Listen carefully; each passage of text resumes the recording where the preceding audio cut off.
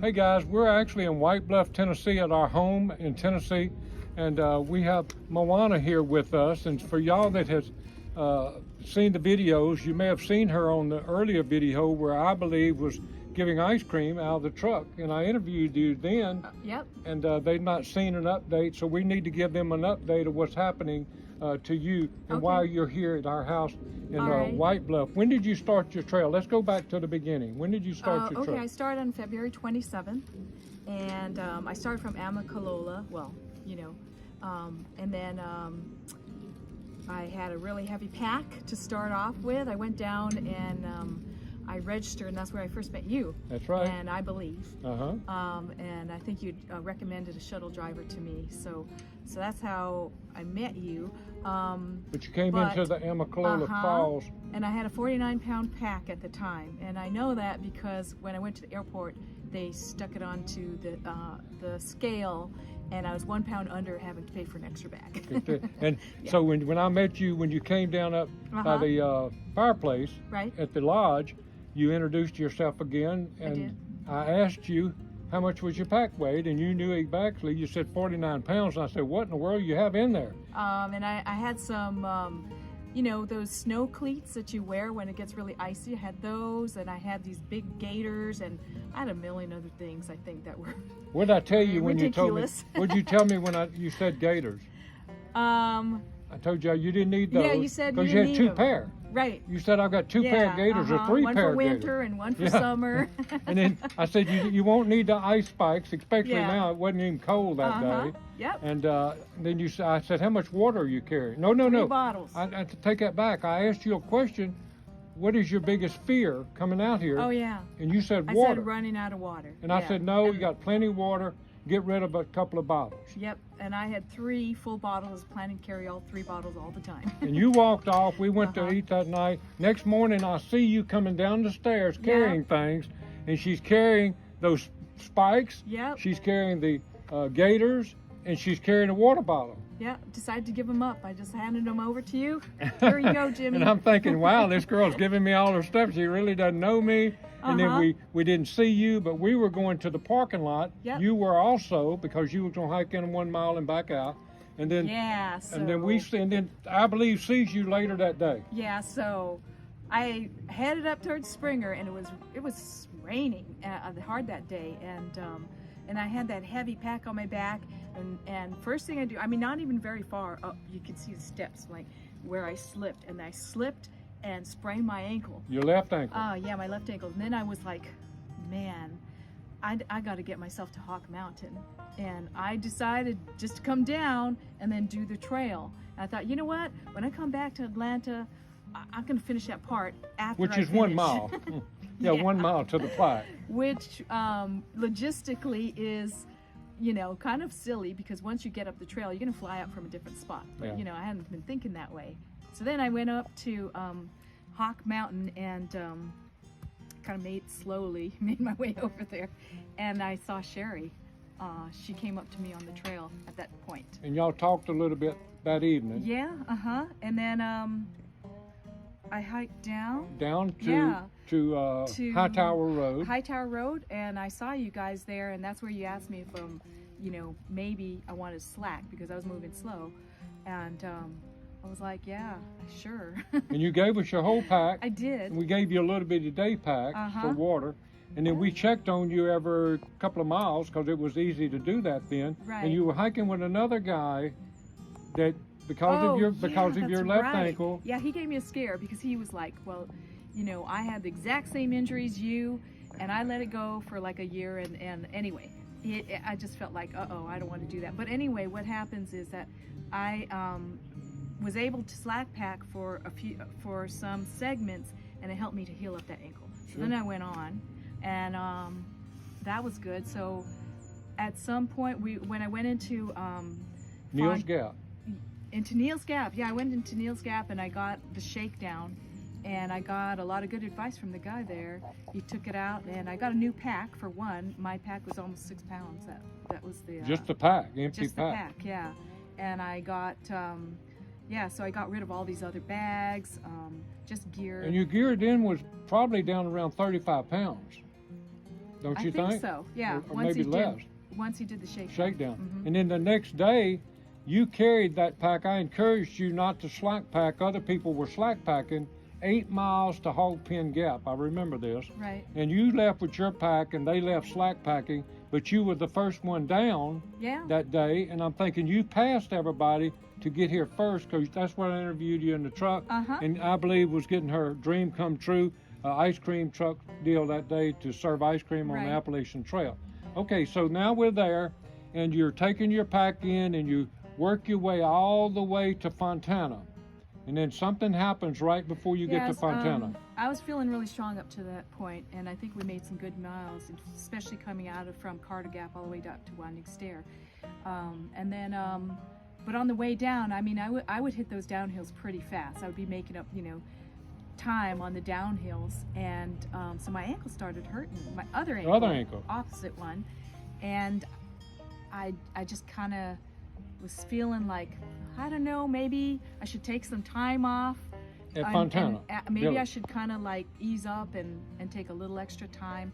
But I was having so much fun with Booty Pusher and Pacer at that point. I wanted to keep my little family, so I kind of went on with them, a little bit against my better judgment. And that's up Molly's Ridge and into the Smokies that you went. So I think the first night at Birch Gap, it was like, it's pretty sore, and then the second night I went to Siler, I believe, or which one was it? I believe was it Russell or one of the shelters there that you stayed at, and they went on further. Well, Jim and Patty, the second night they went further than you, because it was just getting more and more painful as I went along, basically. So I pretty much crawled out of Smokies. But you actually met some guys. I met some friends. Yeah, I was, I was feeling a little trepidation about, whoa, am I going to be able to get myself out of there? And I want to do a shout out to my Smoky Mountain buddies. I just want to say thank you, because I met them and they really lifted my spirits, so they were section hiking. They were section hiking. Hi to Achilles, MacGyver, Fireman, and Blue. Yeah, and I had a lot of fun. I felt like I knew them all my life. I met a group of people, and you just get that feeling sometimes with some people. You came out and you found Gap, and they were with you. Yep. And we said we're there to help you, and you told us that you were going to stay with them. Yep. So we brought you down into, but I realized that you were limping bad then. You were really limping bad. And we said we need to take you to an urgent care. Yep. So we took you to an urgent care in Gatlinburg. What happened there? Not much. Well, but they took an X-ray. And they said, well, looks like you got a bone spur. And then I thought, well, you know what? I'm not sure, and I think I'm going to heal up. So I waited around a week, and while I waited around that week, I got an opportunity to host with, it just kind of came up because you guys know him, Fred Nichols. He had a ministry there that hadn't been open for about 2 weeks. 2 years. 2 years. Hadn't been open for 2 years. 2 years. That's because of COVID. Right. And so I got to open it up. We opened it back up, and so that was a really good thing. Sometimes things look bad, and a door closes. But what we were doing is trying to let you heal, so you could go back on the trail. At that point, I didn't really know that I wasn't going to go back on the trail. But after about a week of not getting any better, y'all decided to go to somebody else in Knoxville. Yeah, I went back in, saw another doctor, and she gave me a better diagnosis, I guess, and told me that if I continue walking on that, she said it was acute tendonitis, and that it might, I don't want to turn into lifelong injury. So then I stopped. I decided that I was going to go home. It was hard to accept. That was a tough day. Yeah, it was a tough day. Tough day. Honestly, it was a tough day, but I decided that it wasn't worth a lifelong injury. Sure. Yeah. And since then, we've talked about that, and you've got a great attitude about not finishing, and I want to talk about that just a little bit, because I think there may be somebody out there that hikes, and they get injured, and they don't think about the positive things that happened to them, even though they had to get off the trail. So think about, some of the things you've mentioned to me that you're just awful thankful that happened to you, even though you're not able to complete it right now. I'm really thankful for the people I met. Everybody says that, but you know what? It is something special, the people that you meet on the trail. You form bonds with people quickly, I think, when you're hiking along and because people, it's a very honest setting, and a lot of times people are there for various reasons and they open up to you. So that's a positive. And I got to see all these people that I'd been around come into Hikers Ridge, and I got to see how they were doing and talking. So that was a lot of fun, and it kept me connected to the hiker community for a while I was healing up. So that kept my spirits up. What about the experience that you've got if you come back? That's a positive because you feel more confident. Yeah, that's definitely a positive, because next time I come back, I will know what to do. I'll know what to pack. I'll know what not to pack. I know not to get this here. a boot on your leg. Yeah, don't come back with one of these. Can't hardly walk with one of those. And listen to your body. That's the best lesson I learned, I think, is that you got to listen to yourself. Your long-term goal is to make it to Katahdin. So, for your short-term goal of hanging out with people, or you got to let that go and think of that end goal. You're gonna make it, and so you have to listen to yourself. And if you're in pain, don't keep on doing the same thing you're doing. Don't walk on it or whatever it is that you need to do. So, that can go away. What was the best thing about coming out here for the first time? Thinking about coming out here, what was your anticipations and all of that? I didn't know that much what to expect. I mean, I'd looked at the videos and I'd read some of the books, and I kind of anticipated that it wouldn't be as hard as it was. I did not really actually expect it to be as hard as it was. Okay. But once it was, I mean, when you're on the trail and you do some of those hard peaks and you look back and, man, you're like, I did that and I can do that kind of thing. You feel like accomplished. And you've got a lot more confidence now than when you first got here, I'm sure. Oh yeah. So when you come back, you feel like you can just pick up where you left off and just run up the trail. We hope so, but yeah, I think so. I think that I know what to expect. I know, how to pack and how to set up a tent, which was a really good experience. Oh, yeah, that's a good one, is setting up a tent in the rain. You should practice that, because that really helped me out. Knowing just how to do that part was a really helpful thing in a rainstorm that I was in. Yes, having done it in the rain, or practicing like you were in the rain, right. You did that before you went out. Oh, yeah. And then it helped you when it was real rain around you. Anybody you want to shout out to before we let you go? And before you even do that, let me just say this. Sherry and I believe, and I have been around a lot of hikers, and we know that you are strong enough mentally and physically to make it to Katahdin. So we can't wait for you to come back and do this and finish your dream come true. And I look forward to spending more time with you there. But I want to give you a chance to shout out to anybody, any hikers or anybody you want to shout out to before we say bye.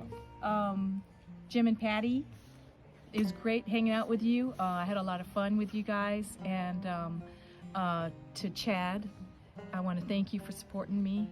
That was really important to me. And to my friends, Colleen, Emily, and Lorna, who are following my trip. And I want to say, Lorna, I know I couldn't meet you on the trail, but you're going to have a great hike. Okay. And I want to say hi to Dustin, of course. And my mom. I can't leave my mom out, yeah. Okay, and I usually say, God bless every step between here and Katahdin, but I'm going to say, God bless every mile. You're going to fly tomorrow to Hawaii, and then God bless every step when you come back and continue on to Katahdin.